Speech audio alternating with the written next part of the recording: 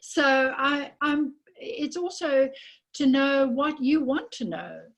This is about you. This is about you giving birth, and potentially giving birth on your own in this time of coronavirus. And you know, there's lots and lots of information going around the internet: positive, negative, high, low, fake, not fake, and everyone's got a different point of view. And what it has done is it has changed things for women. So they're in many hospitals separating women from doulas, they're separating women from their husbands, and possibly in some hospitals separating babies. And that makes it quite scary for women going into hospital to give birth. Plus there's the added factor of, you know, how is the virus spread and who is going to catch it, and will there be other women in close proximity who are possibly going to be carrying the virus. This virus seems to be very florid, and people can carry it without having any symptoms at all. So lots of women have been asking about home birth and asking about doing it on their own, or having a midwife, or can I do it with a doula, or can I have a close friend? These are the kinds of questions that people are asking. And so where do I start? I think I'm just going to start with basic hygiene, because that is really important. Washing our hands is really important. Washing our hands well, so 20 seconds at the minimum, rubbing the backs of your hands, the fronts of your hands, through your fingers, rubbing the backs of your hands, and then scrubbing your nails into the palms, and then working your wrists, and then rinsing your hands. And if you want to, you can do it again. Okay, so our hands, the skin on our hands is going to become very soft from all the washing, but we carry so much, we touch everything, we use our hands. Without our hands, we are handicapped. So wash your hands a lot. Wipe surfaces with a cloth and some handy Andy. In South Africa we call it handy Andy. It's a sort of cleaning substance, antibacterial, antiviral, and you spray it onto a cloth, or you squeeze it onto a cloth, and you just wipe surfaces. Some people are using Dettol wipes, but the problem with this is that this one kills 99.9% of bacteria and viruses. Problem with this is that it clogs up the plumbing if you throw it down the loo. So throw it into a bag and put it in the bin when you're finished. Any questions? No? Okay, I'll carry on. So how are we going to go about dealing with this crisis? I would suggest that some mums will still want to give birth in hospital, and that's fine, but they may want to labor at home for longer. And one of the things that I find with women is that many women are afraid. They're afraid of their bodies, they're afraid of the sensations of pain. And so the minute they have a little twinge, then they rush off to hospital. And what happens in early labor is that when you are upset or anxious, or you change your environment, there's lots of bright lights, your body shuts down. So what happens? The labor shuts down. So the ideal is not to go into hospital at the first twinge. You want your labor to continue. And how does it feel when you're in early labor? I'm just going to show you a little diagram of the course of labor that I use quite a lot with my clients. It's a very simple line. Can you see it? Yes? Say yes on your message. And yes. So here is a woman at the beginning. She's just realized that she's in labor. And she's in early labor. Now, perhaps that means her cervix is effacing. Now, the cervix is the mouth of the womb. And normally, it's nice and thick at the bottom of the womb. So if my hand's showing the womb and my hands and knuckles are showing the cervix, it's nice and thick because it protects the baby from outside germs and also keeps the baby safe in the womb. But towards the end of a pregnancy, the cervix starts to thin out. I'm going to show you a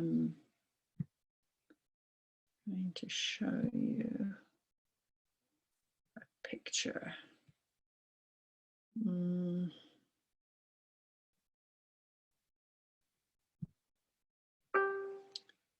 Okay, can we share the screen? Oh, not to worry. I'm going to just draw you a picture. So this stage of labor, from when you start to feel those first twinges up to about the beginning of the ascent, that is when the cervix is thinning out and opening up to what we say about 3 centimeters. Okay, 3 centimeters, and that equals about 3 fingers. So that is approximately 3 centimeters, and that is the opening. The cervix will be opening to about 3 centimeters. And in that stage of labor, it's absolutely not necessary to move from your home. I would remain comfortable. You need to switch off the lights. Don't advertise that you are experiencing any sensations. Don't tell your friends yet. Don't tell your family. Just go to bed. Make yourself warm. Have a warm drink. And stay warm and stay calm. And, you know, different women do different things. Some women like to sleep and to rest during this time because the rest of the labor might use more energy, and you need to conserve your energy in the beginning. And the second part of the labor, this is when we start ascending the hill. In other words, we start to work, as in it's more effort. The surges become a little bit more rhythmic, and by surge I mean the lower abdominal pain, and the whole abdomen tightens up and goes hard. So it's a bit like a Braxton Hicks, if anybody knows what a Braxton Hicks means. It's Braxton Hicks tightenings happen right throughout the pregnancy, but particularly noticeable towards the end of the pregnancy. And this is where the Braxton Hicks sensations start to become a little bit felt, as in not very painful, but definitely you can register some sensation, sometimes like a period pain, and it starts to be more regular and a little bit stronger and lasts for a little bit longer, and the rhythm starts to accelerate. So the rhythm of a labor is really important to note. There's a surge, there's some effort, and then there's a rest. And there should always be a surge and a rest, and a surge and a rest. And towards the end of the labor, the rests in between the surges become fewer and shorter, and that is why you need to conserve your energy in the early part of the labor. So let's imagine that round about here, you're about 5 centimeters, maybe you're halfway. So this section, the early section, can take sometimes up to 3 days. In fact, sometimes I've had clients who have been in a latent phase for up to 5 days. And the active labor only really starts at about 6 centimeters when the cervix is open, nicely open, and you start to experience much more intensity going up towards the plateau. So up here is the plateau, and that will be when your cervix is fully open and the head starts to descend into the pelvic canal.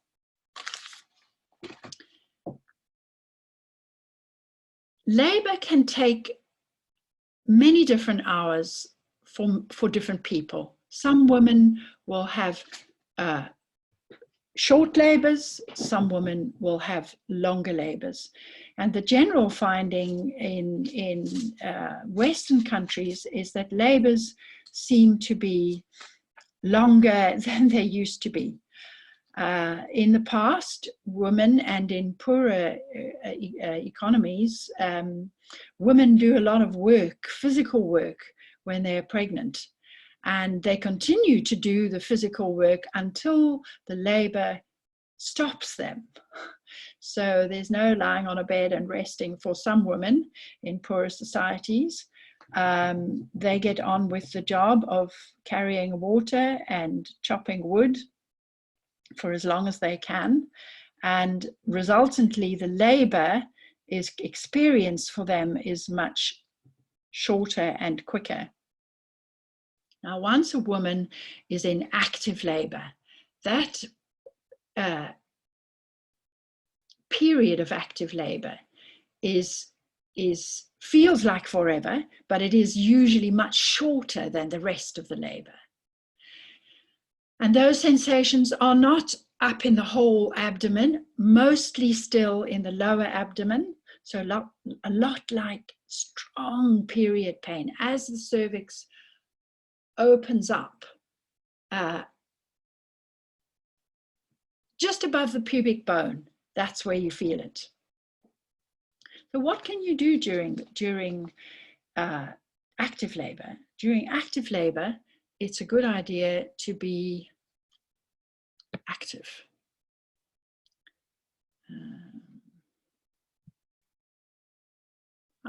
Here we are. So I just want to see if I can share the screen, Kathy.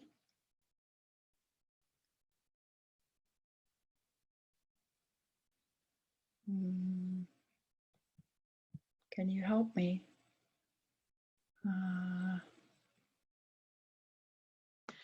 What are you trying to do? I just want to share the screen with a document. So is the document open on your laptop? Yes, it is. So go to share, go to Zoom and click on share screen. Where do I find the share screen? If you move to your cursor to the top or the bottom of the screen, yeah, it will come up. It's a little green, and there's a menu bar will appear if you move your cursor towards the top or bottom of your screen. Okay, I've got pin video, mute my audio. I haven't got something that says share. No, that's and I've got the 3 little dots at the top. Yeah, that's on your picture. You want to go, yeah. Are you up near the top or up near the bottom? Both. There's somewhere there should, because you're on a different, because you're on an Apple thing and I'm on a not the other one. It's hard to know how it appears on yours, but there should be a... Marianne, hi, it's Tammy. Yeah. Sorry to interrupt. Thank you, please do. in the middle of if the bottom of your screen in the middle, there's like a green rectangle with a little green arrow coming out of it. That's typically where it is. No, there's no green rectangle. I've just got the screen with my face on it, and at the top there's a little black bar. But I've got other screens open. Have you got? Can you see anything where it says where the chat, not the actual box? No, I haven't. Sorry, try to make click on the screen in the Zoom where your face is. Make click, and maybe you can see another options. Okay. Just click. Or maybe two fingers. Because sometimes there are options that just hide to show all the screen without anything else. But you could make click. Right. One click and should appear another thing. No. Like audio, video, share, participants, or... It worked yesterday, didn't it? You were able to do Yes, I was. Is the Zoom taking up all your screen? No. Make it go to full screen. Make Zoom go to full screen. Hide thumbnail video. No. No. Show small active speaker video, show thumbnail video, large active speaker video. No, that's all to do with your individual video, not the Zoom as a whole. Right. But how do I mean, I did it yesterday. I don't understand why I can't get onto... No. Wait, where's Zoom now? Where am I? Wait. Here we are. Okay, here I am. Yes. Okay, there we are. Share. And I think it's that one. Yeah, you got it? Oh, yes, effacement and dilation of the cervix. Yes, we can see that. Yeah, so when you start off, that's normally what the cervix, it's just a diagram, okay? Everybody's different in real life,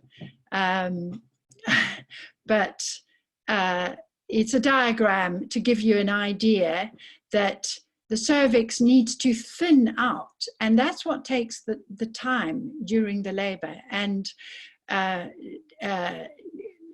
particularly with the first baby, because I know Tamrin's listening to this, and what happens with subsequent babies is that over the last few weeks of the pregnancy, the cervix thins out because it's done it before and it knows the ropes, it knows what to do. So when a second time or a third time or a fourth time mother goes into labor, when she's starting to feel the sensation of labor, she's already at the C diagram. And so her cervix has already what we call effaced, it's already thinned out. And that usually allows the labor time to be quick. And I know that you, Tamrin, had quite a relatively quick labor with your first baby.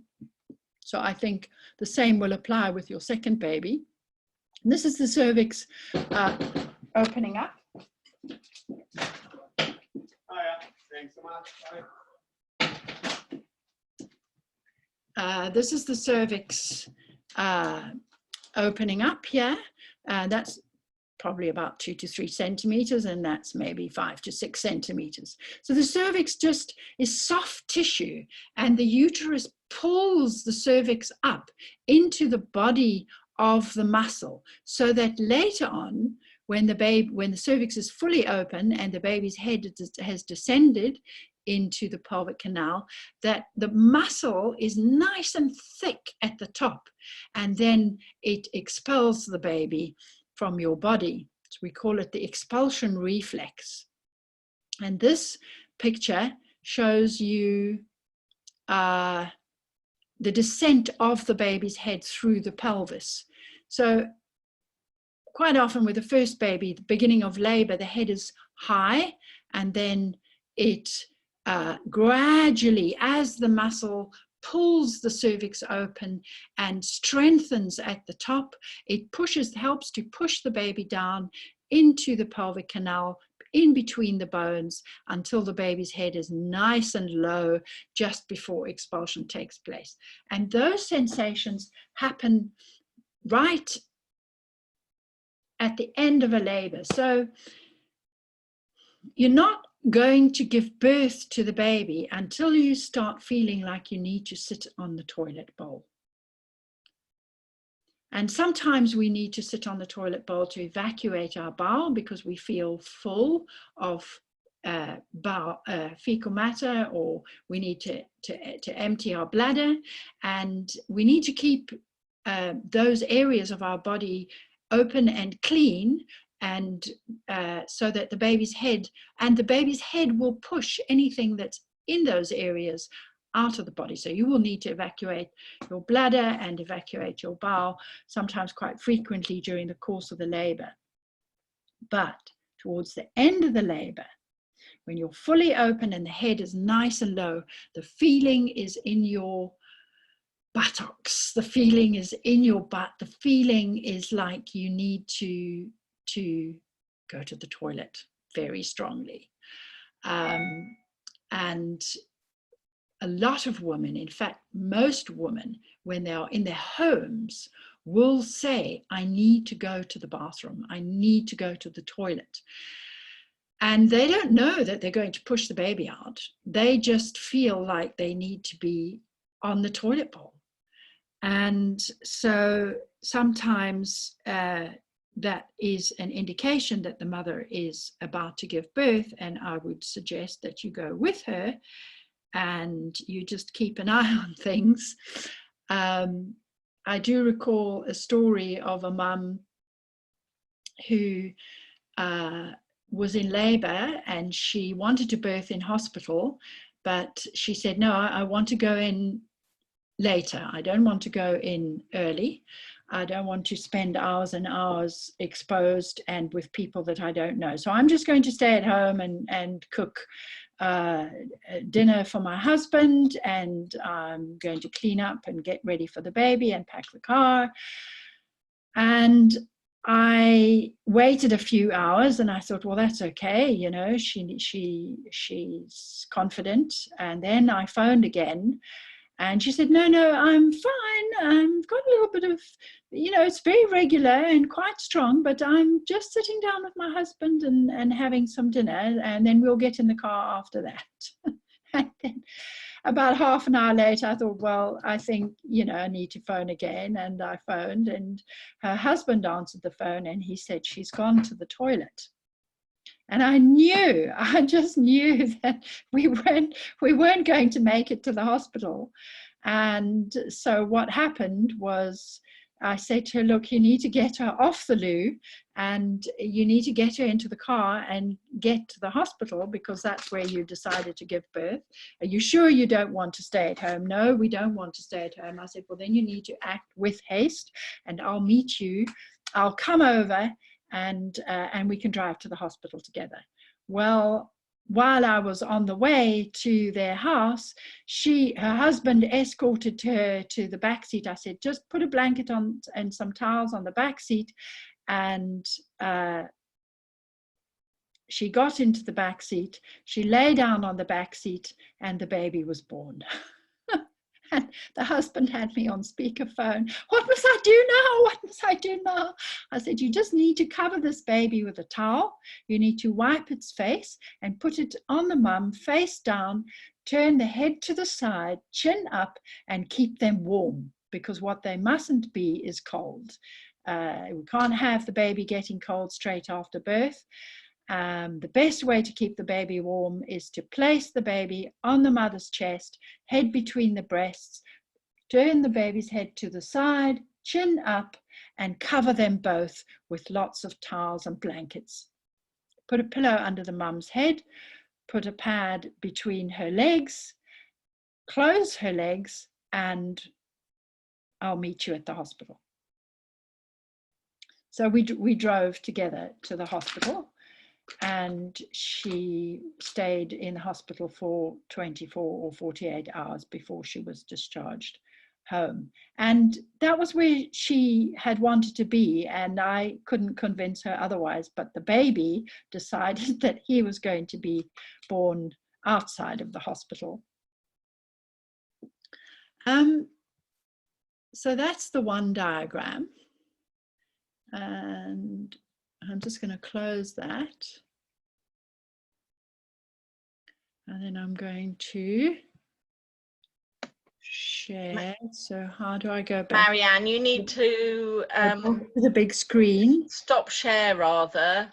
Yes, I'll go back Stop to share and then do another share. So where's Zoom now? You're probably in Zoom. You're in Zoom, you just need to wiggle and find that share screen again. Yeah, but I did that by, oh, hang on, resume share. How do I, new share? Can I do a new share? Yes, new share, yes.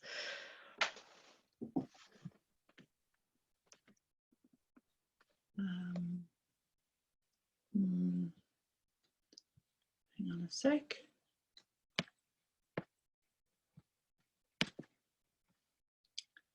Okay, so here we are.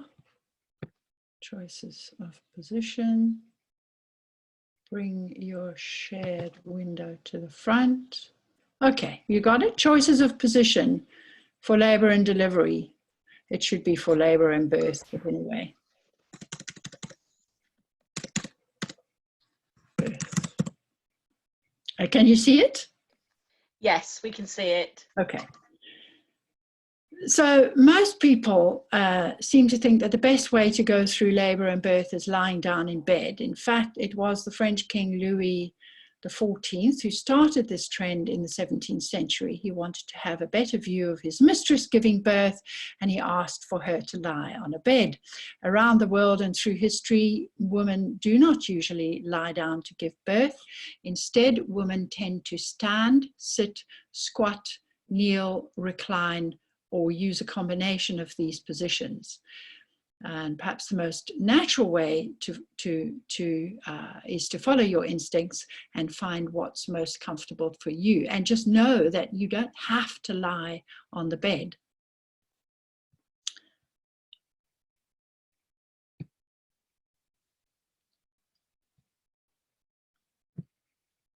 Now, this is the one I want to share with you. Can you see it, the new share, the guide for labor? Kathy?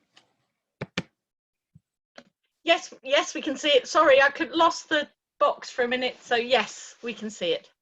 Looks great.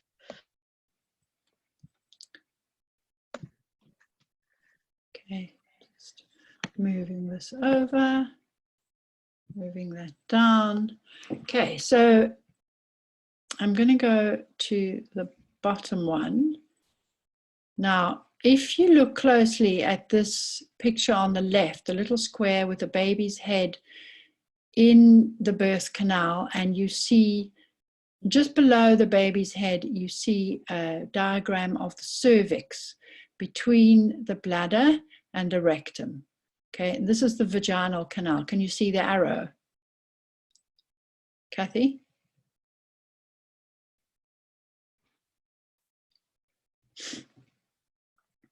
Can you hear me?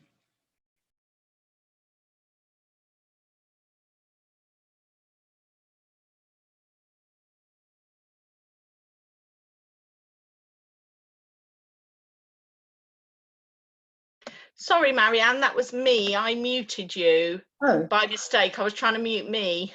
Right. I'm so sorry. Okay, so here we are. Apologies for the glitches.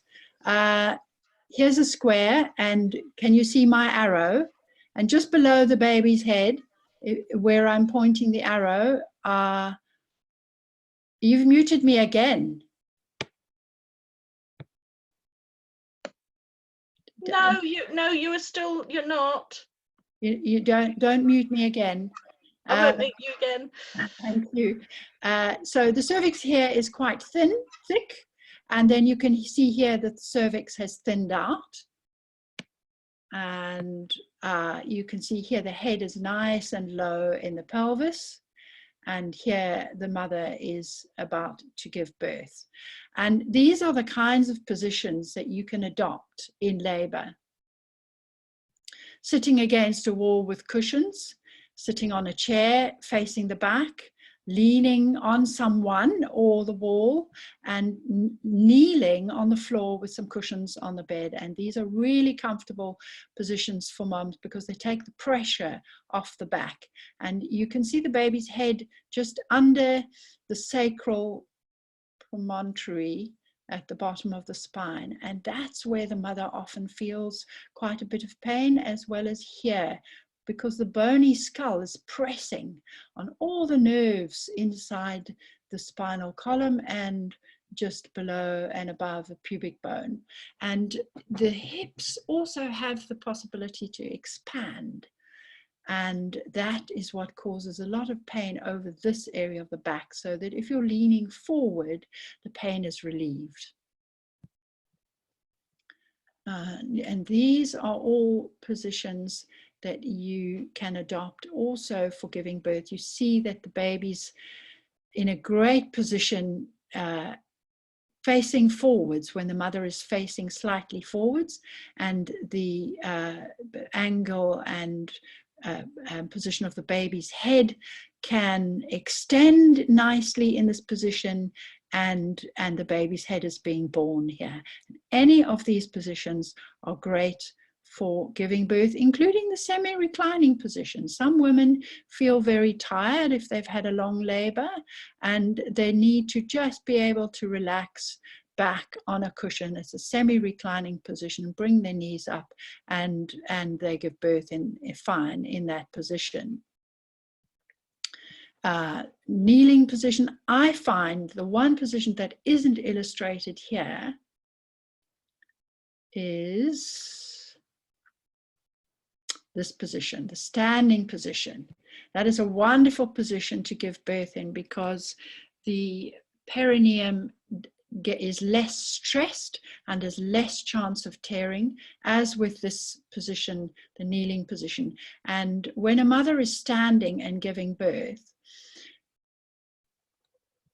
whoever is with her needs to kneel down in front of her legs or behind her legs and make sure that they cup their hands underneath the baby, the exit, underneath the mother's hips, and catch the baby when the baby arrives. So I can email this to anyone who doesn't have it. It's got some wonderful explanations and diagrams just to give to you an idea of what is possible if you are on your own.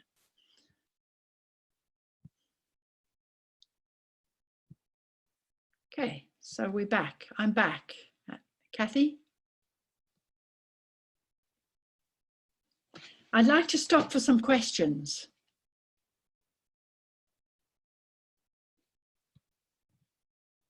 Hello? Yeah, we can hear you. Nobody has anybody got any questions?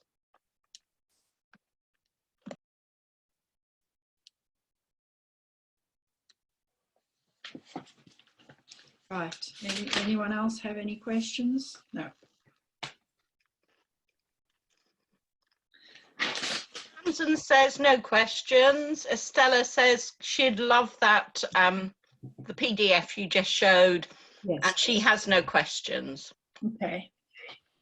And I've put that I gave birth to my second standing up just like that.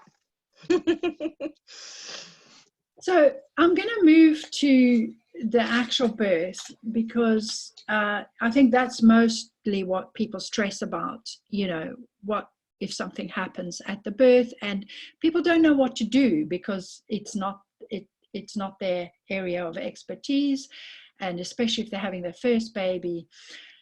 And I think, you know, you have to trust that somewhere inside you have the knowledge that your body has the knowledge, firstly, and secondly, that your baby has the knowledge. Hi, yes, SB, you may have a copy, I'll forward it to you. So when the baby comes out, if the mother's standing, someone definitely needs to catch the baby. And I would have a pile of towels ready. And if the mother is on the toilet bowl, which quite often she wants to be, that's where she wants to be when she's bearing down. So she starts to grunt and it's an involuntary sensation. It's not something she can control. It's rhythmic, so it'll have a pattern to it. There'll be rests in between, and she will usually be able to tell you that the baby is coming.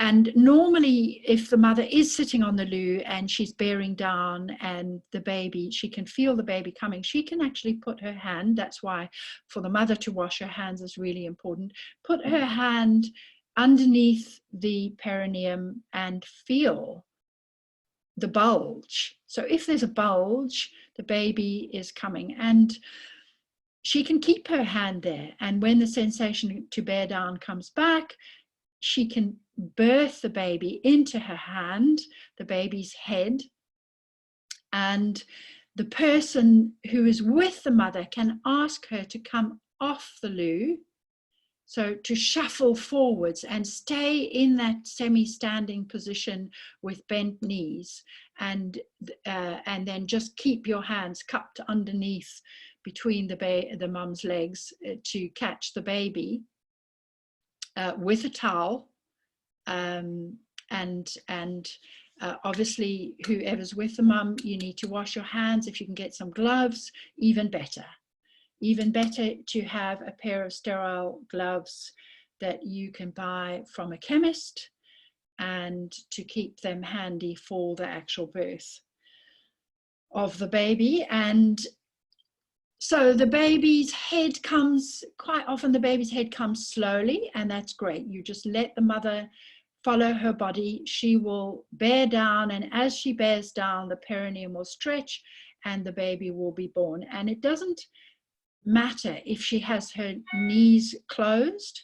In fact, it'll save the perineum, so the perineum is less likely to tear if the mother's thighs and knees are closed. And then you need to turn her so that she's facing to the side, so that you can access behind the perineum, so you can be standing behind the buttocks and catch the baby from behind the mother, not necessarily from the front. Especially if the mother's leaning forward and she puts her hand on the wall, the baby is going to be coming more towards the buttocks rather than towards the perineum at the pubic area. There was somebody who asked a question there. Many women worry that they can feel the baby moving back after the surge. That's quite normal, and that gives, that especially with the first baby, that can happen, that the baby starts to descend. So as the baby is descending, in between the surges, the baby will relax, the uterus relaxes, and it feels like the baby is going backwards. It's not. It's just stretching the tissues inside, stretching the bones and making space. And in between, when the baby feels like the baby is pulling back, that's when the baby is resting. And there's absolutely no reason to be anxious about that. You turn the mother onto her side, you let the mother rest, you let the baby rest, and when the surge comes back the next time, the baby's head will come forward again. Once the head is out, you wait. You don't have to do anything. That mother will push the baby out. And if you want to wipe the baby's nose, you can, but actually you just wait. And when the mother has another few surges, the baby's head may turn to the side, and you ask her to move her hips a little bit and to jiggle her body, and usually you will then see with the next surge the shoulders start to be born, and then you must get ready to catch the baby. When the baby is born, you need to catch the baby. You need to bring the mother forwards and ask her to sit down on a towel with some incontinent sheets and linen savers underneath, and you need to wipe the baby dry, and you can just place the baby between her legs, and when she's ready, you also need to make sure that she's warm, so cover her with a towel or a blanket, and when she's ready, you can suggest that she put her hands down and bring the baby up towards her body. By this time, you've wiped the baby's face, you've positioned the baby face down on the blanket with the chin up, you have rubbed the baby dry, and she can then lift the baby up towards her chest and place the baby again in that face down position, head to the side, chin up, and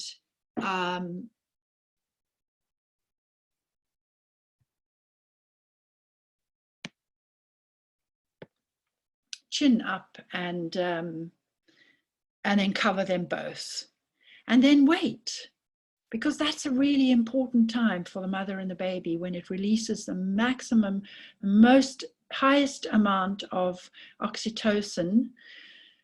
And that bolus of oxytocin, the peak oxytocin, happens after the birth, when the mother's got the baby skin to skin, when she's very relieved that her labor is over, and she looks into the baby's eyes and she makes a connection with the baby.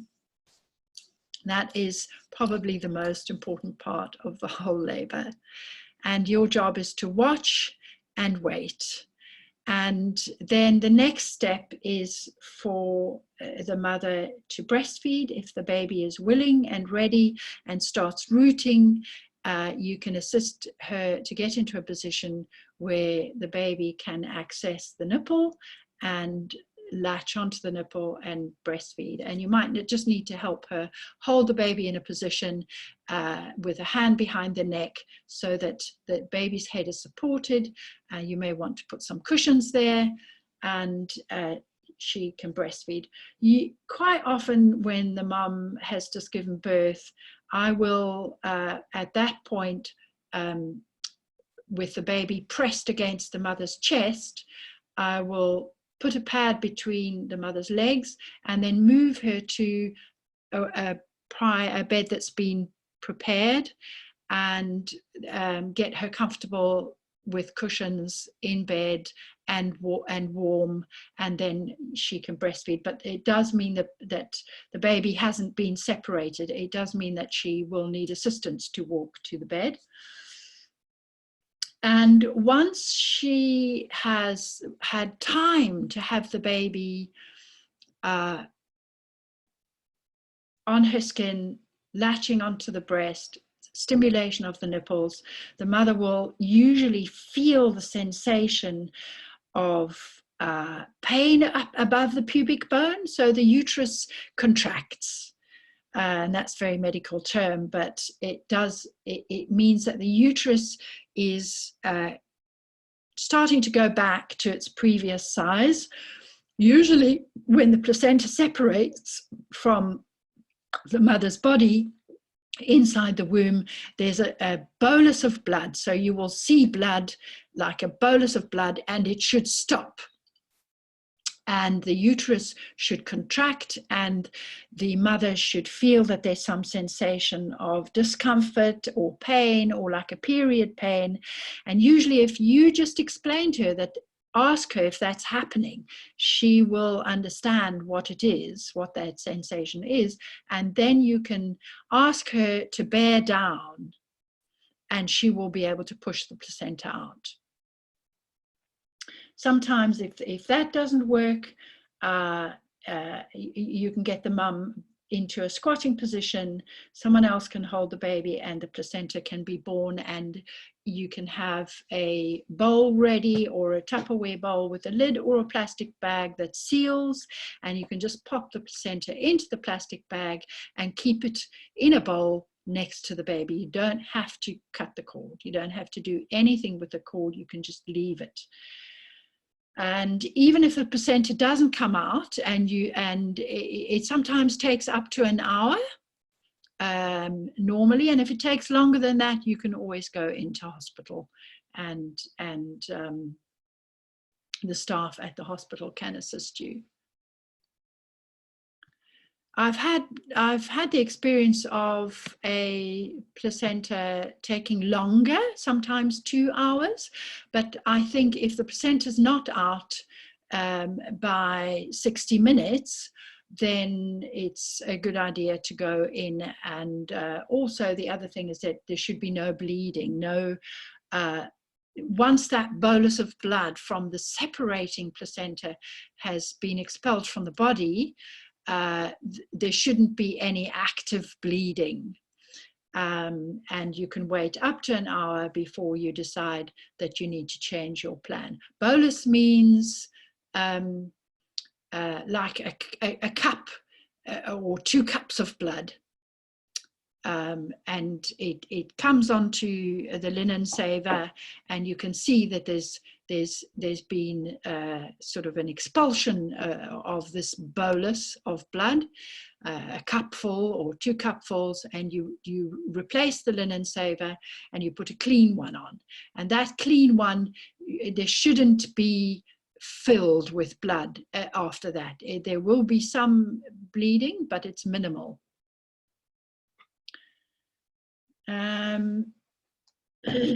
And at any time during this process, you can call the midwives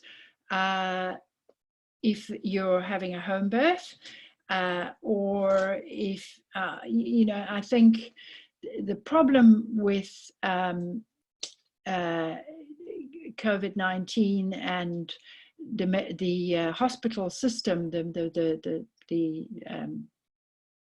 and the ambulance system, is that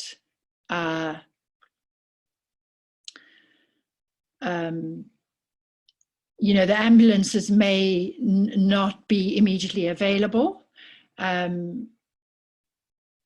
So if you did need someone, you could phone in and have a phone conversation, and the midwives could instruct you as to how to help your baby. Kathy's asked a question: how can a partner tell if a baby needs help with breathing?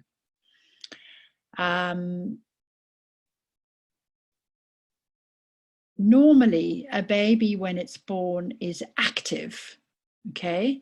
It coughs, it splutters, it moves its arms and legs, and the cord is still attached, and the cord is still pulsing, so the baby is still getting oxygen from the cord. And usually once the baby starts to breathe actively, the cord will, after maybe 5 minutes, stop pulsing. And sometimes cords can pulse for up to 20 minutes and sometimes longer after the birth. And that's why it's important to keep the cord intact and not to fiddle with the cord, or to cut it, or to try and tie it. Just, if the placenta comes out, that's fine. Just leave it attached, put the placenta in a box, put the placenta in a bowl, and if you call medical staff to come and help you, they can take it from there. And even if you don't, if you keep the placenta covered with salt in a bowl or a plastic bag, after 3 days, the cord itself will dry up and shrivel up and fall off at the navel. And that, we call it a lotus birth. Yeah, I think if a baby needs help with breathing, I think it's important to wipe the baby's face. It's important to dry the baby and stimulate the baby, so rubbing the baby's back. Sometimes they have a bit of mucus stuck in the throat, and you can just, with clean hands, place your pinky finger in the mouth and just pull out the mucus that's in the throat or on the tongue, and that is often enough stimulation to help the baby breathe. I don't want to go into a full-scale lesson on how to help the baby breathe for this webinar, because that is a very intensive separate webinar. And you know, when births, we've got to understand that the mother who wants to have her baby at home or feels confident that this is something she can do is a mother, has to be a mother who is healthy, that the pregnancy has been healthy, that the baby is in a good position. And if you want to know about positions, I think you should go to the Spinning Babies website, www.spinningbabies.com, and go and have a look at how to position your baby for birth and the best way to do that. And all of those things to make sure that you are drinking, eating well during the pregnancy, that you are active, and if you can't go outdoors, you can put on the television and go to YouTube and find yoga. You can find dancing classes. You can, whatever your fancy is for keeping moving, you can do all of those things inside your home. You don't need to go out to do it. And if everything is right, if everything feels right, you can trust your body. Your body knows what to do.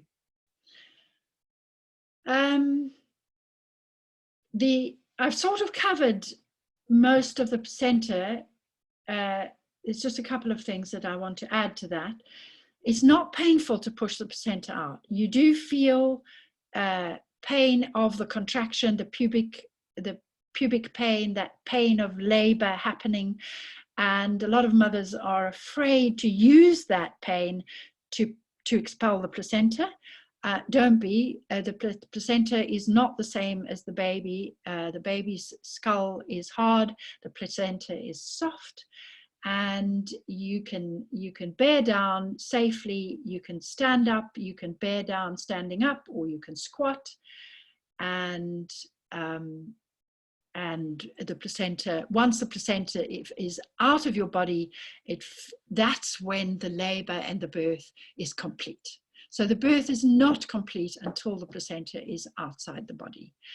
And the mother should be having surges, contractions of the uterus at that time, especially if she's breastfeeding. She should feel some kind of sensation of the uterus contracting.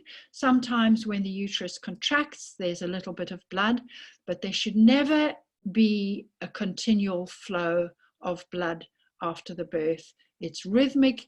The mother bleeds during surges, which happen up until 6 weeks after the birth. And in the beginning, for the first 3 days, the bleeding is quite heavy. So you will need to have a pack of maternity pads handy, and not just one, a few, and make it the biggest, most comfortable size that you can get. And you use those maternity pads. You'll need to change them every 3 to 4 hours. And in the first 24 hours, they'll be quite full. And gradually over the course of the next 3 days, the maternity pads will be less full. And by day 3, it kind of looks like a period. And by day 5, it looks a bit browny and perhaps watery and yellow, and that's quite normal. Okay, I think it's almost time to wind up. Have I answered everyone's questions? And how are you feeling?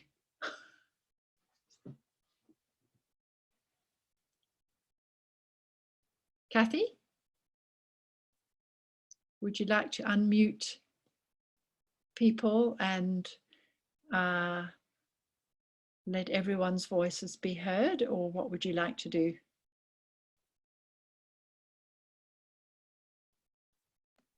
Yes, I'll do that now. Well, everybody can share their video, and everybody can unmute if they would. Well, I suggest if everybody shares their video and only unmute when you want to ask a question. Okay. I was going to ask, I think one thing that parents worry, if their labour, if those happen very quickly, or they decided to wait at home as long as possible, and then suddenly the baby, you know, Coming. they worry that the baby hasn't been monitored during labour, and obviously that's one of the things. Yes, and I didn't know whether you could do some reassurance about the fact that, you know, the baby has not been monitored. You know, what are the signs they need to be worried about going in, if they're, you know, if any signs that they should be going in earlier. Do you see what I mean? I'm trying to say. A healthy baby is active. So a healthy placenta and a healthy baby is active in the later part of the pregnancy. And what I mean by that is the baby is moving, okay? And the movements don't diminish towards the end of a pregnancy. In other words, the baby is still active, still has intermittent periods of very active movement. Obviously, different babies have different levels of activity, okay? So you know, some babies are more passive and they're not such volatile kickers, but you need to establish sometime in mid-pregnancy how your babies move. Some babies sleep all day, and when the mums get home at night after work, they wake up, or when the mum's ready for bed, the baby decides that's time to have some attention and wakes up and then kicks. Or some babies will wake up every couple of hours and kick. It just depends what the pattern is for your baby. So you need to become aware of that pattern of movement for your baby, and that pattern of movement for your baby should stay the same towards the end of the pregnancy. And I have been at births where the baby is moving right throughout the labor. So when there's no contraction, in between the contractions, the baby is responding to the mother, is moving, is kicking, and the mother tells me that the baby is moving. And that is some babies sleep in labour as well, don't they? Because if that's their normal pattern, they might have a period of being asleep. Exactly. I think a lot of parents don't realise that can happen. And some babies go quiet during the labour. So there are different patterns. I think the most important thing is to be aware of the baby's movements towards the end of the pregnancy. Because that is a sign of the baby's health. And if the baby's healthy, the baby is going to cope just fine with labor. You need to know that there's no active bleeding before the baby is born. So there is a show, there is some blood, and quite often just before the baby comes, when the mother has the sensation of wanting to bear down, or she's going towards that feeling something in her pelvis low down, sometimes the cervix releases a small amount of blood. That's nothing to panic about. But when the blood is pouring like a tap, open tap, that's not normal. Okay. Does that help? Super. Anything else?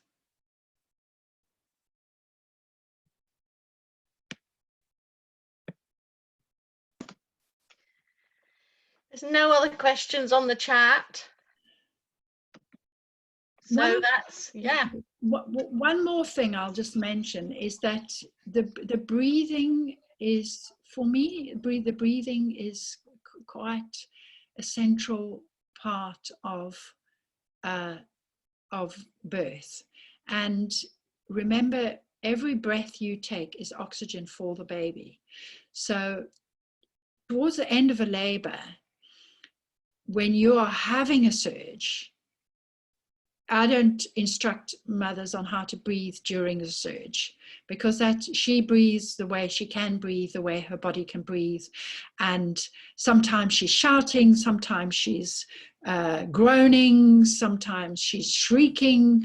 You know, that's not the time to tell a mother to breathe. She will breathe, but not quite at that moment.